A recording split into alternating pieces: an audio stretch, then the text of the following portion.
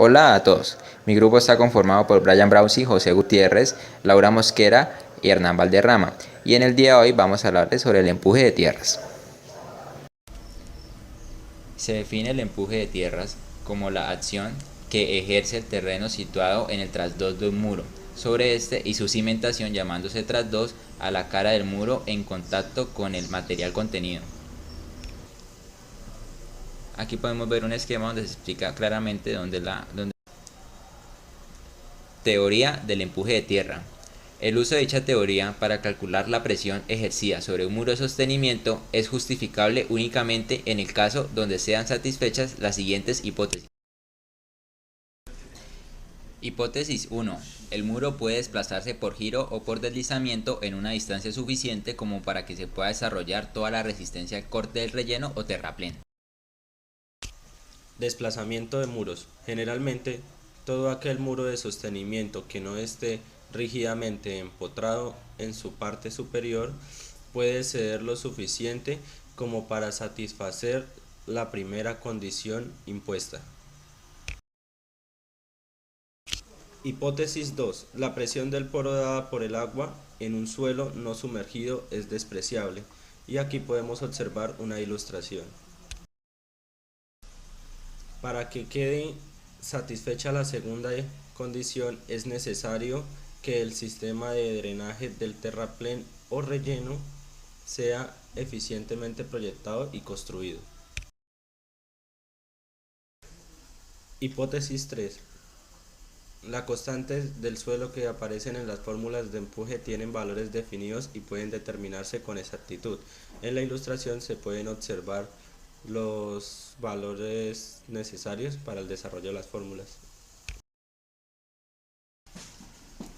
Para que quede satisfecha la tercera condición, el material de relleno debe ser previamente estudiado y posteriormente colocado con cuidado y no simplemente colocado, ya que en este último caso no puede ser determinada la resistencia del esfuerzo cortante del suelo con la presión requerida.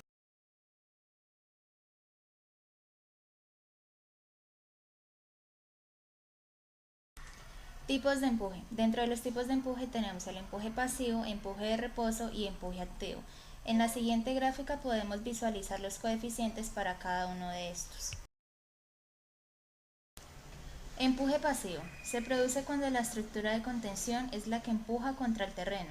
Este empuje lo emplearemos, por ejemplo, para equilibrar estructuras contra el deslizamiento que se encuentren empujando contra el mismo terreno. En esta gráfica podemos visualizar el empuje pasivo y cómo actúa sobre el muro de contención. La fórmula a trabajar para la evaluación del empuje pasivo es la que se muestra en pantalla. Empuje de reposo. Se produce cuando la estructura de contención prácticamente no sufre desplazamientos. Esto se hará cuando la estructura esté convenientemente arrostrada. Un caso típico es el de los muros de sótano en edificación, en los cuales el o los forjados que arrostran al muro impiden su desplazamiento en cabeza al hacer el diafragma en deformación. En la siguiente ilustración podemos visualizar cómo actúa el empuje de reposo. Empuje activo. Se produce cuando la estructura de contención se mueve una magnitud X, de forma que el terreno se descomprime. Por tanto, emplearemos este empuje en el cálculo de muros de contención o muros en ménsula que son libres de moverse en cabeza. En esta imagen podemos visualizar cómo actúa el empuje activo. Esta es la ecuación que utilizaremos para el empuje activo.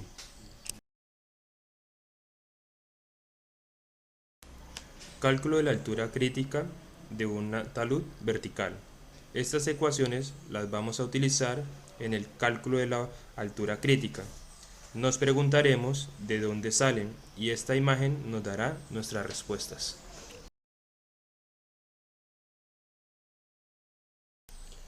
La altura crítica de un talud vertical o la profundidad del mismo se considera como la mínima requerida para que se pueda sostener por sí solo, sin necesidad de un sostén lateral.